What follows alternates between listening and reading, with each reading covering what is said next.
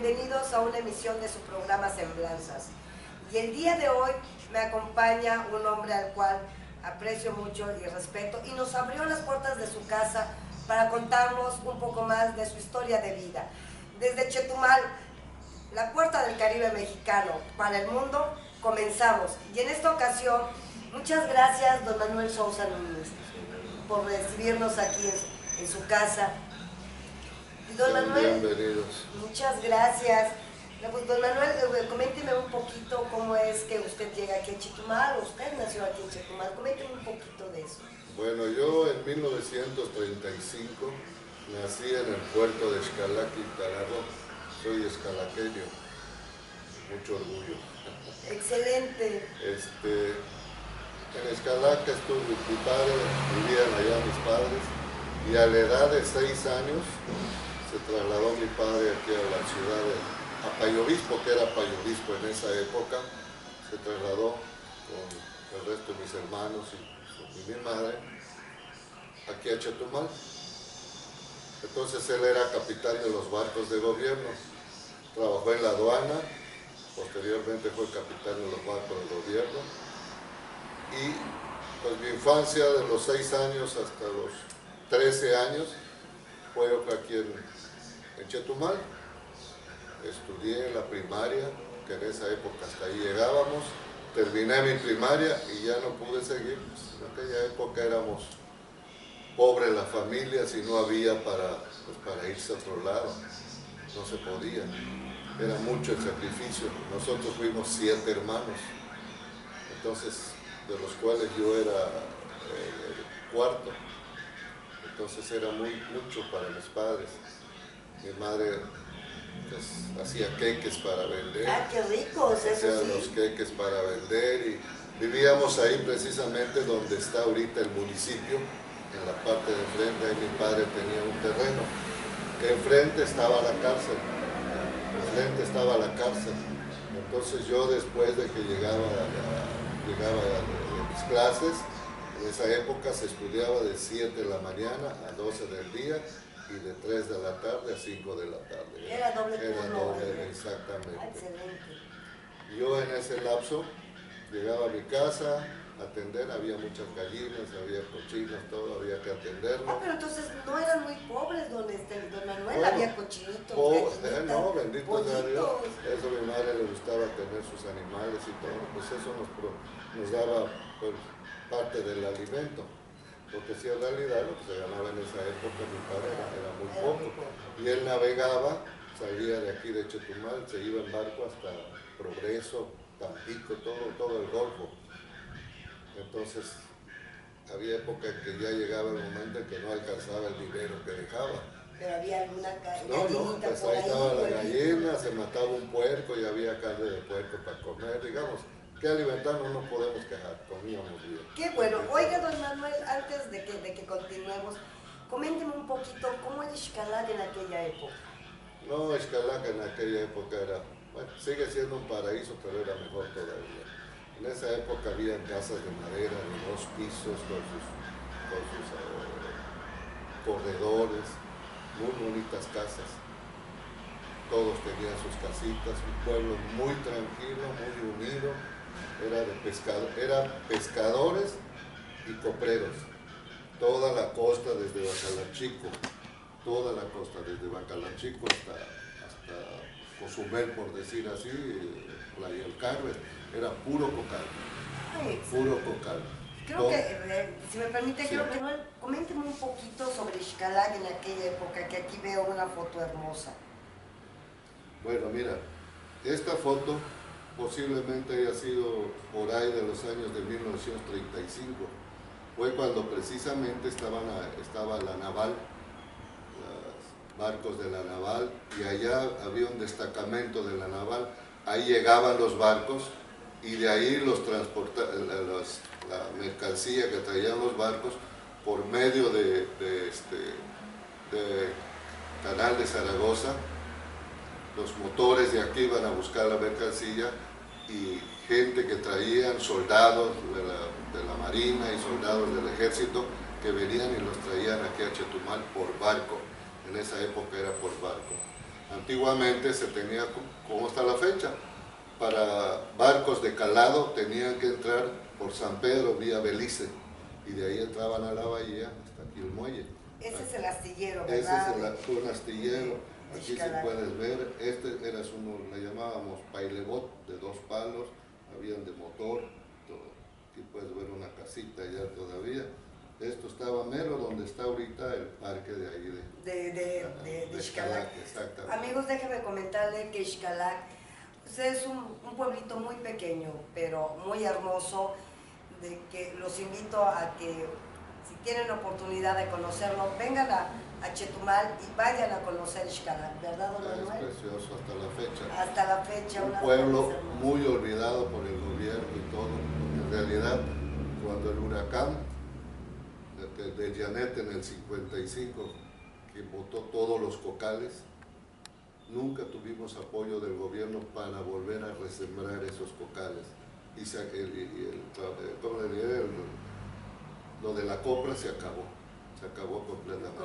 Allá en Xcalac se sacaban toneladas de copra que iban a parar a Campeche, Progreso, Chunchulú, todos esos lugares para los aceites, los sabores, todos los derivados del coco que se aprovechaban. Ah, excelente. Esa fue la época en que estaba en auge, cuando el huracán estaba en auge y dejó tendido todos los cocales, se acabó. Y era nada más, como te decía, cocaleros y pescadores. Entonces, algunos pescadores se quedaron, nosotros tuvimos que salir porque nos quedamos con la ropa de encima. Es cuando ya llegan a Payo Obispo, que ahora es Ciudad Chetumal. Sí, exactamente. O sea, ¿cómo te diré? De los 13 años que estudié aquí, tuve que regresarme allá a trabajar un rancho que tenía mi papá, que hasta la fecha lo tengo, Santa Cecilia. ¿Y sigue usted visitando Ahí está el rancho allá, sigo visitando Xcalac. ¿Y le gusta la pesca, don Manuel? Todo lo relacionado con el mar. Ah, excelente, amigos. Entonces, ya sabemos, cuando vayamos a Xcalac, bueno, pues nos pegamos aquí con don Manuelito para que nos enseñe a pescar un rato. Sí, claro. Excelente. Oiga, don Manuel, ¿y cuál de su traslado de Xcalac a la ciudad de Chetumal, cuál ha sido o es de qué ha tenido sus expectativas de vida? Su familia, el amor, por supuesto, de que usted tiene una esposa bellísima. Coménteme un poquito por ahí el romance de ustedes. Comenzando por el amor, te voy a decir una cosa. Siempre en la familia fue muy unida mi familia. Y siempre comenzamos el amor en la familia. Así es. El amor de tu padre, de tu madre, de los hermanos, que es una cosa que mi madre y mis padres nos inculcaron mucho. Somos muy unidos. Fuimos 7 hermanos muy unidos y de allá fuimos 7, sobrevivimos 3, pero con respecto al amor, ese fue con respecto al amor familiar, al amor que nos daban hacia el prójimo. Nos inculcaron el amor hacia el prójimo, a no despreciar pues éramos pobres, pero nos enseñaron todo eso, nos inculcaron. Ya posteriormente, en el 55, que vino el huracán, que nos salimos, bueno, en ese lapso, mi esposa era mi novia, ahí entra el amor, entonces, el otro tipo de amor. Oiga, don Manuel, ¿y cómo se enamoraba en aquella época las muchachas? Era muy romántico, había mucho romanticismo en esa época. Se acostumbraba, en primer lugar, solicitabas entrar a la casa de tu novia para pedir permiso para cortejarla. Y llevabas ya tu noviazgo, por decir así. Pero en ese tiempo también allá había, los sábados eran sábados de serenata, llevarle música a la ¿Y usted cantaba, don Manuel? Sí, canté. ¡Ah, qué hermoso! Por ahí vamos a estar viendo las imágenes de su señora esposa, doña Celia, que alguna foto que tenemos ahí de juventud, de que es bellísima, aparte unas fotos de su boda también. Sí. ¿En qué año se casan? Bueno, nosotros emigramos después del huracán en el 55, más o menos en este mes de octubre, emigramos a Mérida. Al llegar a Mérida, El pueblo yucateco fue muy espléndido y se le agradece la forma en que recibieron a todos los damnificados de aquí. Ahí se veía el amor de veras hacia el prójimo, porque llegabas, te daban, si no tenías dónde, te llevaban a albergues donde te daban tu cobertor por el diablo del frío, te daban comida y todo. Los que teníamos parientes, pues llegábamos en casa. Nuestro hijo tenía una hermana y ahí llegábamos. Ellos también tenían unos tíos allá y ahí llegaron. Nosotros seguimos nuestro noviazgo hasta el 58, que nos casamos. 1958, el 16 de noviembre de 1958 nos casamos. Este año cumplimos 57 años de casados. No, bueno, pues felicidades anticipadas un mes antes, pero les decíamos muchas felicidades a usted, a doña Celia. Qué bonito es, amigos, pues poder recordar esos pasajes de historia, porque así como don Manuel, hay muchas personas en nuestro Chetumal que han forjado nuestra historia y que siguen aquí con nosotros y que gracias a ellos pues tenemos un nuevo Chetumal, un Chetumal más pujante. Y don Manuel, a mí me quedan muchas dudas, muchas preguntas sobre respecto a esa época de su vida, que yo creo que fue maravilloso, cuando ustedes se casan y empiezan a formar una familia. Así es. En el transcurso del 55 al 58 viví en Mérida, trabajé en un restaurante como mesero, trabajé en una cordelería, a lo que salía porque había que buscarle, no teníamos, y fueron buenos trabajos. Para mí una gran experiencia, claro, magnífica. Sí. Llegué a ser cordelero, llegué a hacer el trabajo que me dieron, entré a trabajar en las madererías allá, cargando madera, cargando furgones de ferrocarril, no se llevaba la madera a México. Así es que para mí sí fue duro, porque después de tener, te vas para abajo, pero como dicen, el caído queda ahí en el suelo si quiere, pero hay que levantarse. Que se levanta y tiene que ser. No, pues y nosotros teníamos familia que mantener, yo no nos habíamos casado. Ya te digo, en el 58 no me caso y trabajo, me hice cargo de un aserradero ahí al ratito en la presumida La Ceiba, de las familias Silveira. Ahí precisamente nos casamos, se vaya conmigo allá. Ahí estuvimos casi un año, en lo que yo decido regresarme aquí a Chetumal, porque no hay nada como la tierra de uno. Así es. La añoras. Aparte de que pues, se agradece todo lo de allá, cómo nos trataron y todo, como todas las cosas. Hay gente mala, pero hay más buena, hay más gente buena. Efectivamente, y yo creo de que en todos lados, don Manuel, hay bueno y hay malo, ¿no? Sí. Es también como lo sepamos manejar nosotros. Sí, exactamente, por sin embargo, como tú lo manejes, hay veces a los malos los vuelves buenos como amigos y todo. Así es. Cuando llegas te ven así como que no te quieren ayudar, pero llega el momento que según el trato que tú les des a ellos, los convences y te tratan bien. Efectivamente. Y oiga, don Manuel, y entre tanto de sus trabajos de que ha tenido usted, llega usted a Chetumal y ¿sigue usted con lo de la madera o sí, cómo es? Sí, seguí con lo de la madera. Entré a trabajar cuando eso comenzaba la micro. ¿La micro qué? Maderas industrializadas de Quintana Roo, que era una compañía financiada por Nacional Financiera. Entonces llego aquí a la micro, ahí trabajaba un pariente mío, y me consigue trabajo de peón. A mí me tocó, no sé si fuiste alguna vez a la micro, había un canal que desde el río hasta la fábrica, donde metían las trozas, donde iban al sancocho que le decíamos, y a la fábrica de triplay. Se hacía era fábrica de triplay y aserraderos. Ahí vamos a estar viendo en algunas imágenes, amigos, de cómo era ese proceso de la madera y algunas más, pues de unas caobas que eran inmensas en aquella época. Inmensas en esa época, cuando verdaderamente existía la selva aquí. Desgraciadamente los programas de gobierno echó a perder todo eso.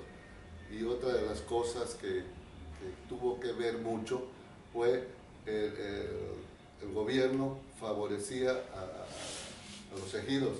En esa época todos los alimentos de aquí para la ciudad venían del río Hondo y de los ejidos cerca. No había más que barcos y la laguna de Bacalar, Corextomó, Santa Cruz Chico, que ahora es Pedro Antonio de los Santos, todos los de Novec, Pencacap, sus productos, el chicle y la madera venían por la laguna de Bacalar hasta aquí a Santa Elena. Y a la 1 del día ibas aquí a la punta del muelle y salían los motores con sus gabarras, decían gabarras, venían remolcando y ahí venía gallinas, cochinos, de todo, de alimentos, todo, verduras, todo. Ya estaban los... Era más o menos como un mercado flotante. Como un mercado flotante, ahí compraban los distribuidores de aquí. Era todos los días eso. Maíz, tomate, chile, todo venía de ahí. Excelente. En aquella época tú pasabas allá en la montaña, encontrabas trojes le llaman, donde acumulaban hasta así grande, está prendido el maíz que se cosechaba allá. Llegó el gobierno, les da casa, terreno, casa, les tumba, les siembra y les cosecha y les asegura su... Entonces acostado en tu hamaca, y estaba el gobierno. Y eso favoreció mucho a que el campesino en realidad se dejara. Así es. Aquí no había eso de que voy a venir a pedir que me va a dar el gobierno, que no, nada de eso. Allá el campesino sabía que hasta su maíz, la semilla que iba a sembrar el próximo año, la tenía que tener en su troje lista, seleccionaba sus semillas para el siguiente año. Para el siguiente año. Así se trabaja. ¿Cómo era en materia forestal en aquella época, don Manuel? Bueno, en aquella época, volviendo a lo mismo, yo llego a la micro y empiezo trabajando allá como peón, cargando madera del aserradero para los secaderos y todo. De allá me llaman, se forma la unidad forestal. Entonces me llaman a mí para participar en esa y se forma la unidad forestal, en la cual ya nos dan un nombramiento ya a nivel México, nos dan nombramiento como monteros forestales de segunda, forestales de primera. Y es donde yo entro como forestal de segunda. Esta parte de forestal de segunda, ¿qué hacían, don Manuel? Bueno, ¿Era la tala? ¿Qué era más o menos? Precisamente la formación de la unidad forestal dentro de micro era federal. O sea que nos comisionaban dentro de la unidad y éramos los que íbamos a cuidar la tumba de madera, todo eso. Era concesionar a micro que veamos que la madera, fuera racional. Entonces a nosotros nos tocaba ir a la montaña, ver dónde se iba a tumbar este año, dónde el siguiente, marcarles la madera, andar marcando madera y todo para el abastecimiento de la cuidar, vigilar que fuera. Se habla que micro aprovechó y que destruyó mentira. Y eso yo se lo puedo decir porque lo viví. Cuando ustedes llegaron ya había parte de tala de árboles, ¿no? De caobas. Sí, hubo, digamos, 20 años más, pero era una especie de selección. Le daban a un maderero un permiso y ese buscaba donde quería y se metía y solo hacía caminos. Y a los que estén así al alcance sacaba, que era madera muy bonita, maderas grandes y todo. Sí, veo que son troncos gigantescos. Troncos grandes. Cuando nosotros fuimos ya que llegamos, encontrábamos esos tocones ya que databan de 20 años. O sea, sí, ahí estamos viendo algunas imágenes sí, de eso. Sí, es que en realidad, en la época, desde la fundación de Payo Obispo, la zona de Belice aprovechaba la madera de este lado. Allá en Agua Blanca, aquí por el río Hondo, había una compañía Mengle, la compañía Mengle. Esa, por medio de troques, no había camiones, troques eran unos transportes de madera, hechos de madera ruda y ruedas de fierro, jaladas por un tractor. Me imagino que amarradas con cadenas. No, se amarradas, y el tractor venía jalándolas hasta botarlas al río Hondo. Y ya del río Hondo lo sacaban, se lo llevaban a Belice. Esa época, pues los indios traficaban la madera por cambio de armas y todo eso. Eso es pues, de esa época. Oiga, don Manuelito, usted me imagino que se pasaba mucha parte de su tiempo ahí en los campamentos. Claro. ¿Cómo era vivir en los campamentos? La mayor parte, aquí en realidad, ahí es donde entra precisamente el amor de la familia, porque en esa época yo me iba hasta 2 meses, porque la entrada era por área, caminando a los campamentos. Entonces la jefa de la casa era la señora, claro, era la que llevaba la batuta con los hijos y todo. De hecho, ella los creció. Es la que tenía que lidiar con todos. Así es. ¿De cuántos hijos tuvo Manuel? 7 hijos. Wow. 3 varones y 4 muchachas. Y todo eso tenía que lidiar la señora de la casa en su ausencia. Todo eso, porque yo pues, me iba, ya venía 2 días y con la misma me volvía yo a ir. Así fue. ¿Y cómo era vivir allí en los campamentos? Pues en los campamentos llegabas, limpiabas un pedacito ahí debajo de los árboles, y de árbol a árbol colgabas tu hamaca. Teníamos unas mangas que le llamamos de hule, hechos de hule, y eso le tendíamos, hacíamos nuestro pabellón. Como techo. Y ahí tendíamos, creo que en esas fotos ahí se ven. En algunas fotos vamos a ver por ahí, algunas hamacas por ahí. Sí, eran las champas, eran los campamentos. Hacíamos un campamento aquí, terminábamos y al siguiente año y así íbamos recorriendo, así íbamos. Para ir avanzando más. Exactamente. ¿Y la convivencia con sus compañeros era muy difícil, ¿no, Manuel? No, definitivamente no. Formamos un buen grupo de la cual a la larga ¿Usted era del grupo 1, sección 1? Sí, algo así, exactamente. ¿Verdad? Nos dividíamos en los trabajos. Pero yo llegué a ser jefe a nivel unidad forestal de ellos. De la unidad 1. Teníamos un ingeniero que era el director técnico y yo llegué a ser de todos ellos. De todos, excelente. De todos los forestales. Entonces, posteriormente se hizo un estudio taxonómico para saber qué densidad de arbolado había, de cedro, caoba, maderas corrientes, que mal dicho corriente, porque no es madera corriente, eran maderas preciosas, estas son maderas. Sí, Entonces, no había nada de maderas corrientes, sino que eran maderas finas, chechen, zapote, todo eso. Entonces, se hace el estudio taxonómico y le dan a micro 25 años para que explote esa zona, vigilado por la unidad forestal. Y la prueba de que fue bien hecha fue que precisamente los ejidos que trabajaron con la unidad forestal, Petcacam, Naupec, Chanchove, Tres Garantías, Caobas y algunas otras, hasta la fecha siguen explotando madera con el sistema que nosotros programamos. Exactamente. Se programó y lo dejaron ahí. Exactamente. ¿No? Los demás ejidos que estaban fuera de la unidad forestal, que eran atendidos por la Secretaría aquí de Forestal, esos ejidos barrieron con su madera y todo. A la fecha no tienen madera. Y que es una lástima, amigos, porque Quintana Roo tiene maderas preciosas y que deberíamos de estar cuidando eso para también exportar y construir y darle trabajo a muchas personas, bueno, que desgraciadamente no lo tienen. Pero amigos, continuamos aquí en Semblanzas, vamos a un pequeño corte y continuamos.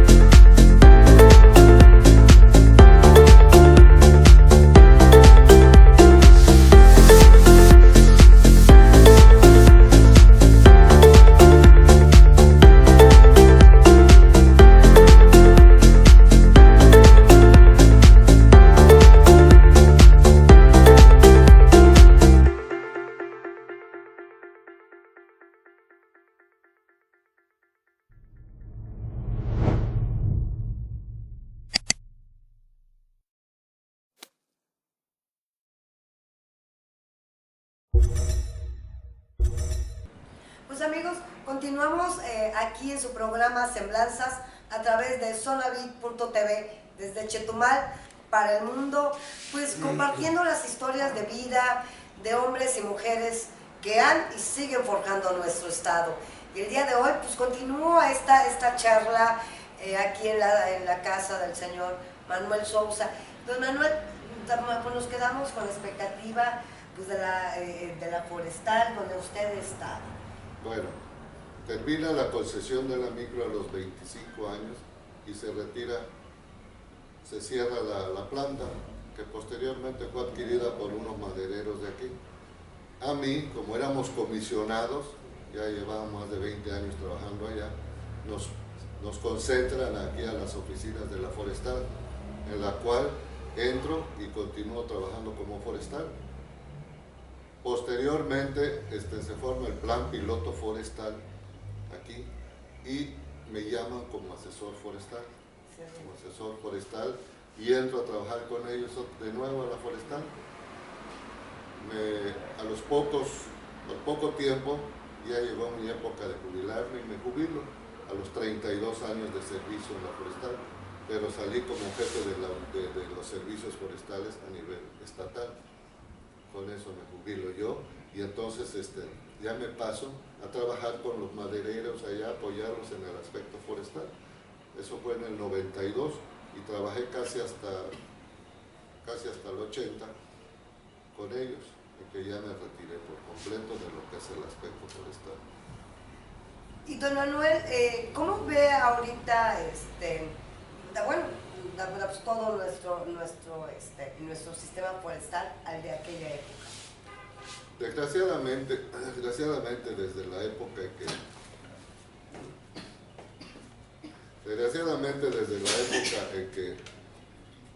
en que nosotros trabajábamos, siempre hubo el contrabando de madera y todo.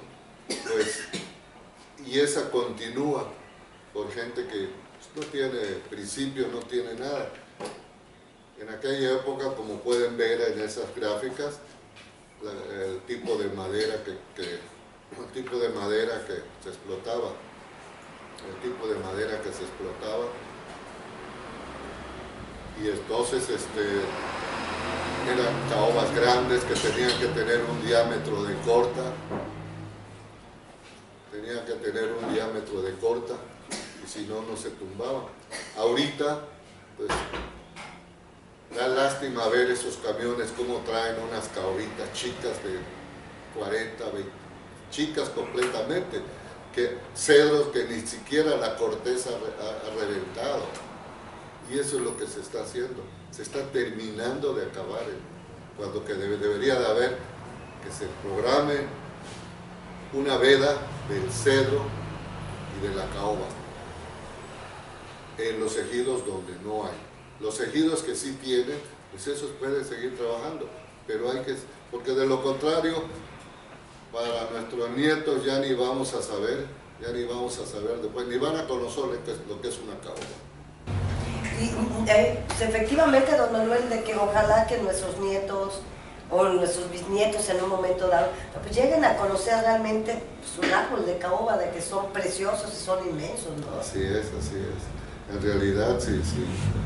O sea, las autoridades ya, como dicen, ya nos superaron en todo. La tala indiscriminada y todo, están acabando. Pero yo creo que también eso es parte de nuestra responsabilidad, don Manuel, de que bueno, pues a lo mejor se tala un árbol, pero hay que sembrar también otro, ¿no? Sí. Porque eso, de que me interrumpa, porque eso también nos ayuda hasta a nosotros, a nuestro oxígeno, nuestras formas de vida.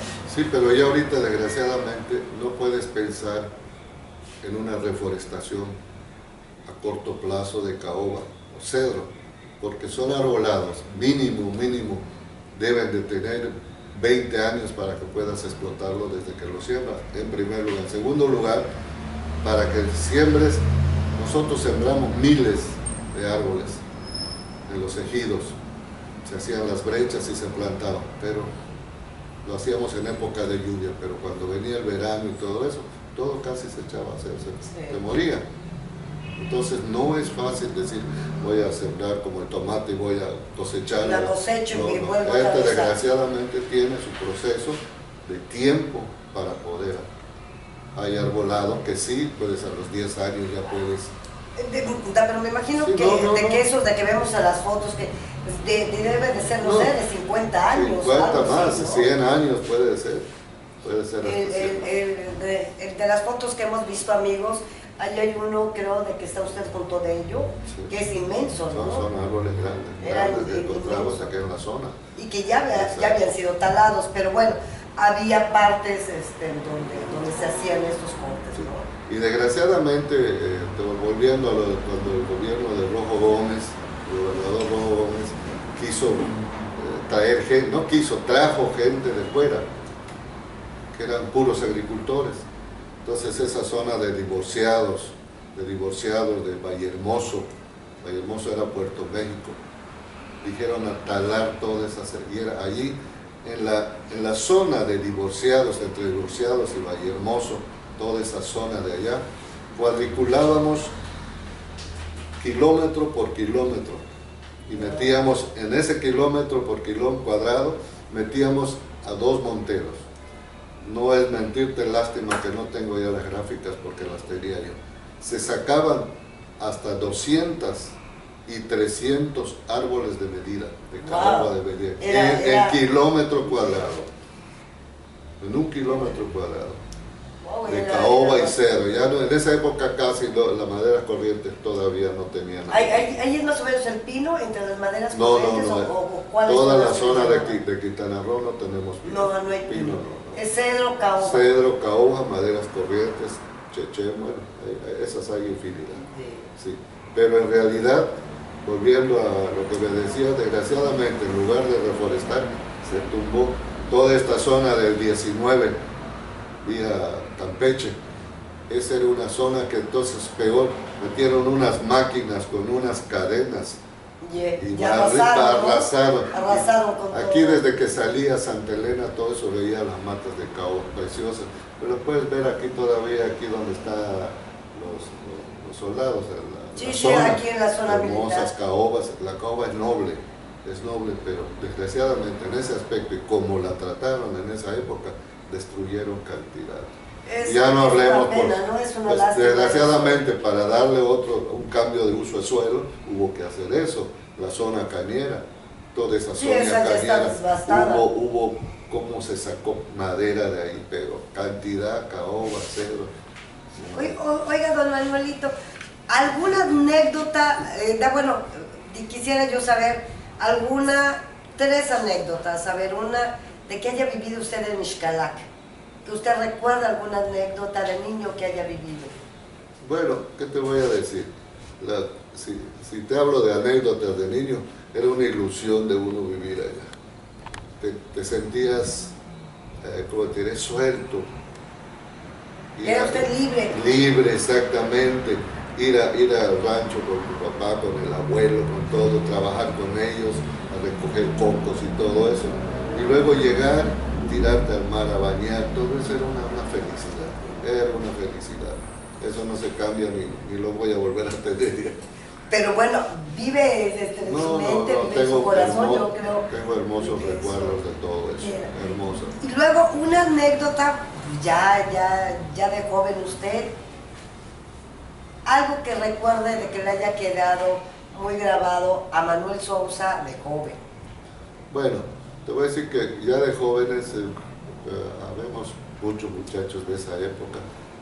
Pues lo bonito era los sábados llegar de los ranchos, los veleros, puro velero teníamos, los veleros llegábamos, fondeábamos y allá vamos a hacer baile hoy. Y ahí se armaba el baile, invitábamos a las muchachas, los sábados bailábamos y todo, se les daba sus refrescos a las muchachas y los cooperábamos con las paletas y todo eso. En esa época estuvo Antonio Handal ahí también. Tenía su paletería. En paz descanse. En paz descanse, Antonio. Y esa era nuestra ilusión. Había veces bajábamos orquestas de Belice y se hacían grandes bailes que empezaban a 9 de la noche y decíamos hasta que raíz el sol nos amanecía en los bailes.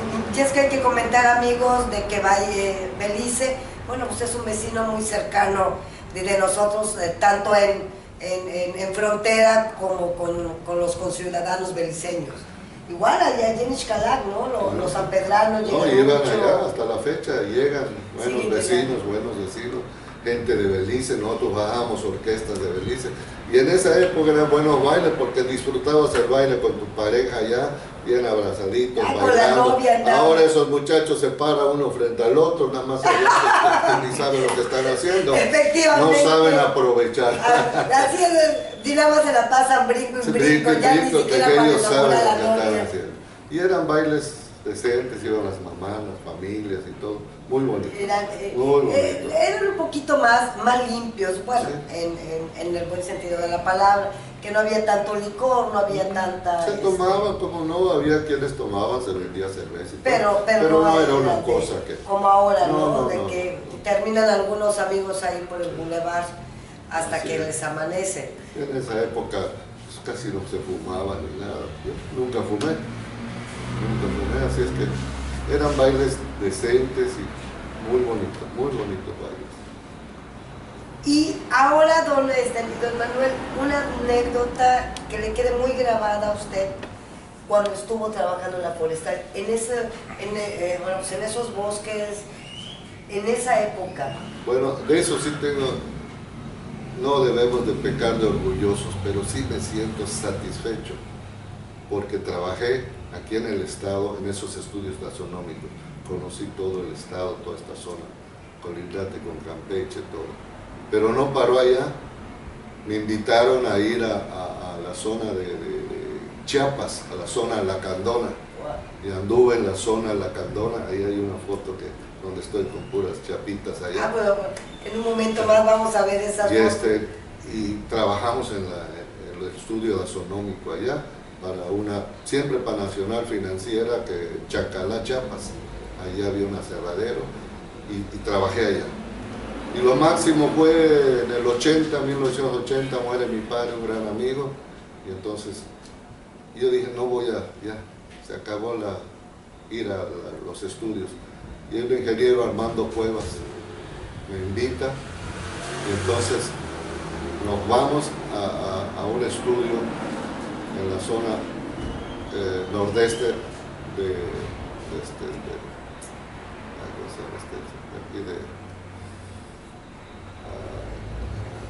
¿cómo se llama? Bueno, de alguno de estos... Sí, no El Salvador, Nicaragua.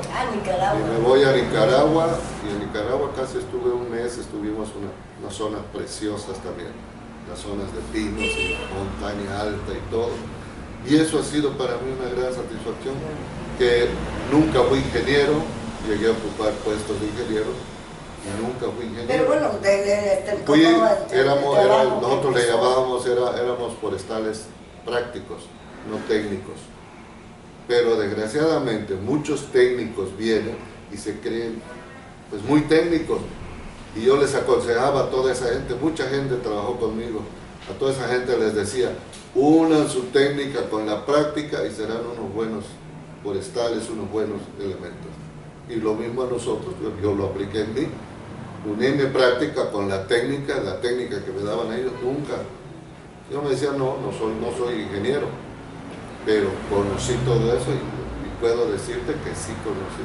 Pero es que también todo el trabajo que usted desarrolla desde los principios, creo que eso le da más que un título, ¿no? Exactamente. El trabajo idóneo. Estuve en Punta Gorda también, colindando con Belice, la zona sur de Belice, colindando, igual allá.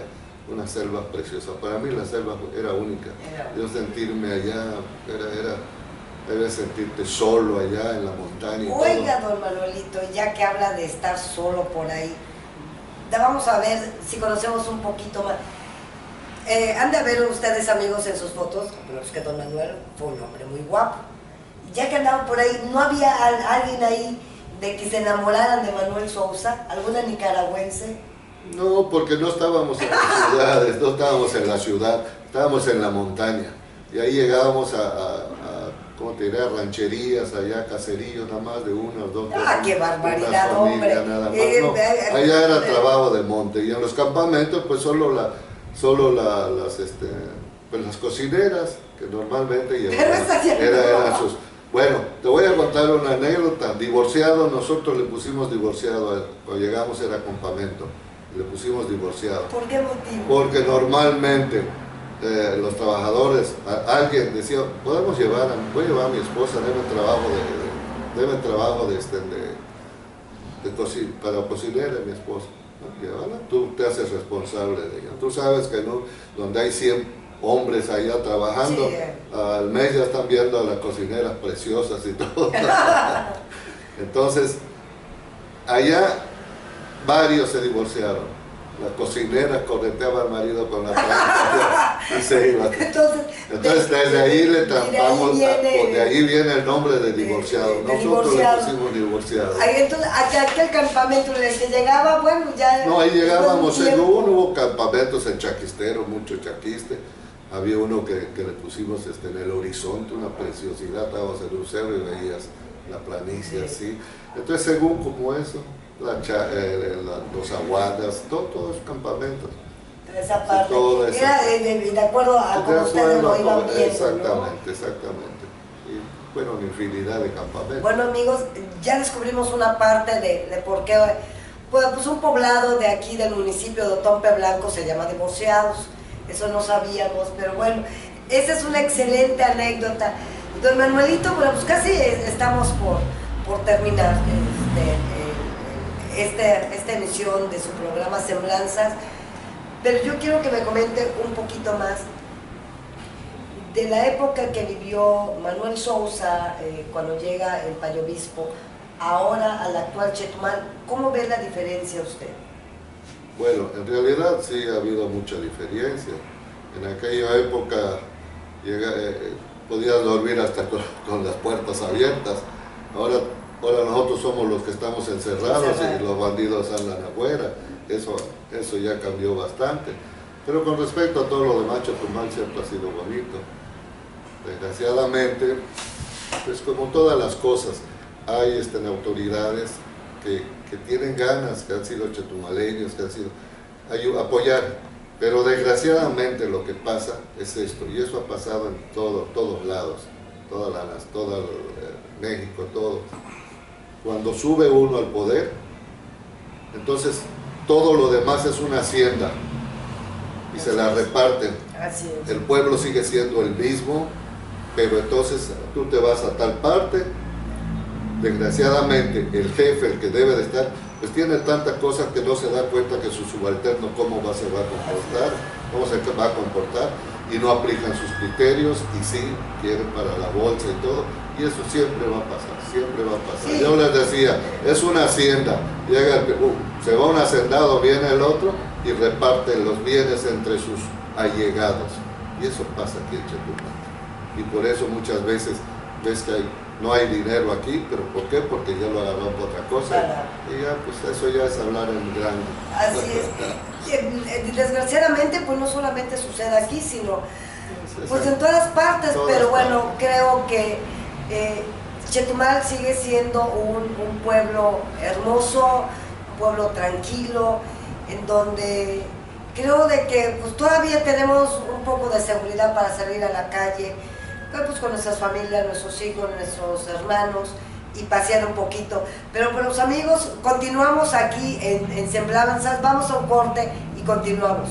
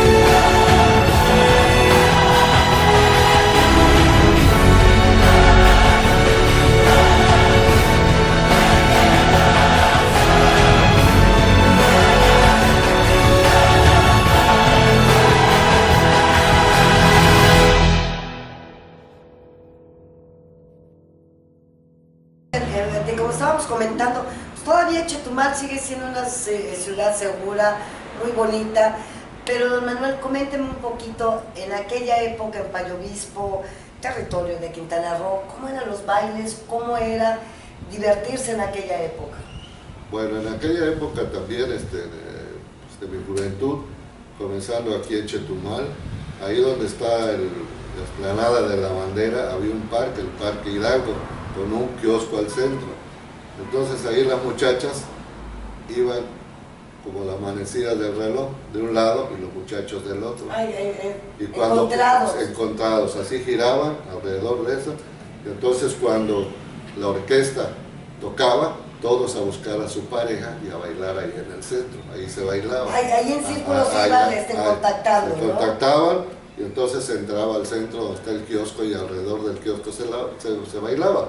Aparte de que había veces se hacía en la explanada, esa explanada tan bonita que nos fueron a quitar al haberla rellenado, porque esa explanada era una entrada al mar, así estaba, era una entrada al mar.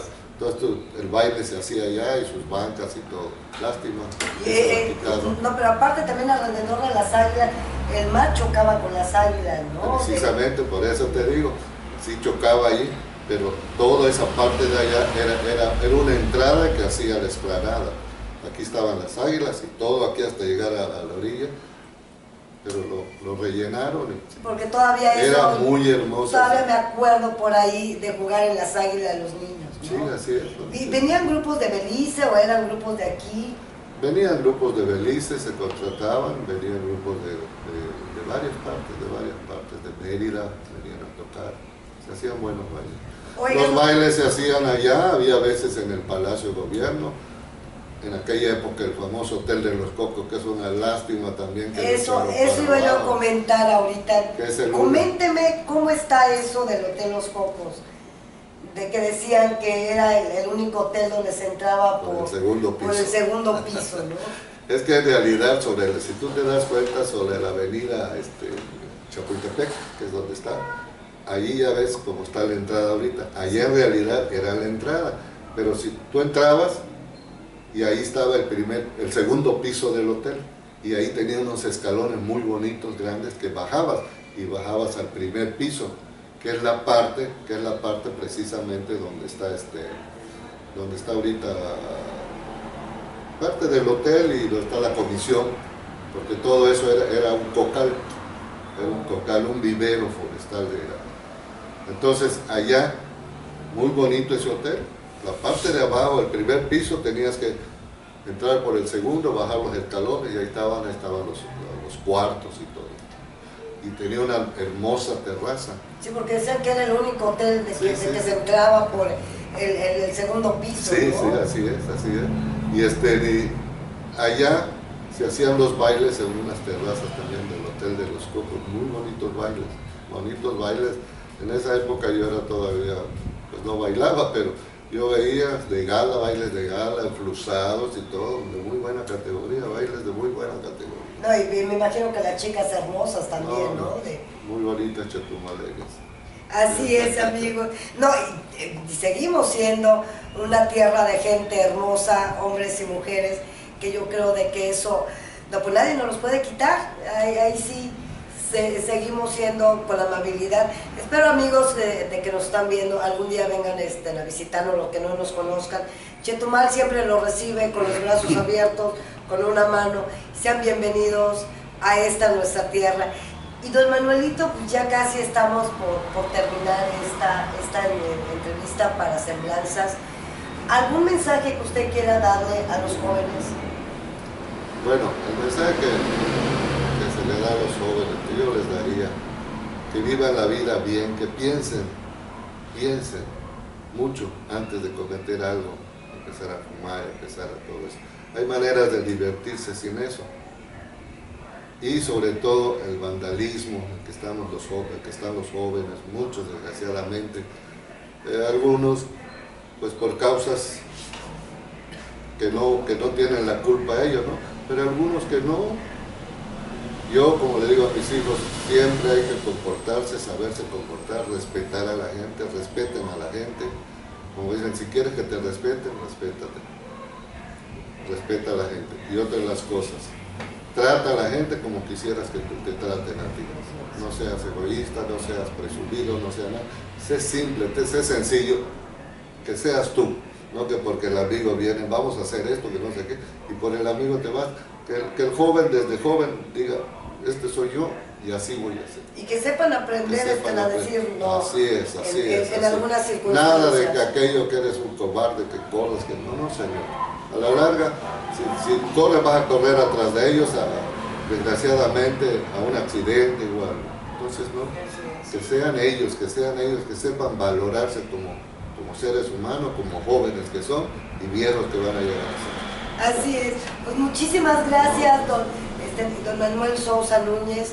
Pero pues esta mañana de martes aquí en Semblanzas para Zonabit.tv, y nosotros pues muy agradecidos de que nos haya comentado un poquito de pues parte de su historia, ya que estamos haciendo semblanzas con los hechos de vida, con las historias, pero qué mejor de la viva voz de sus propios personajes, de los que han formado nuestro Quintana Roo, nuestro Chetumal. Don Manuel, muchísimas gracias a nombre de Zonabit.tv. Gracias a ustedes, y ya saben, están en su casa. Muchas gracias. Como te digo, muchas veces dicen, si volvieras a nacer, ¿qué quería hacer? Yo, tener los mismos padres, los mismos hermanos, la misma vida que llevé, porque estoy aquí sentada a mis 80 años.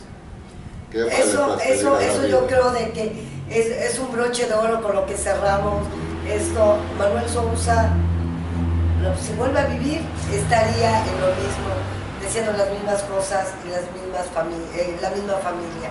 Eso yo creo de que es algo muy hermoso, que alguien desee tener lo mismo.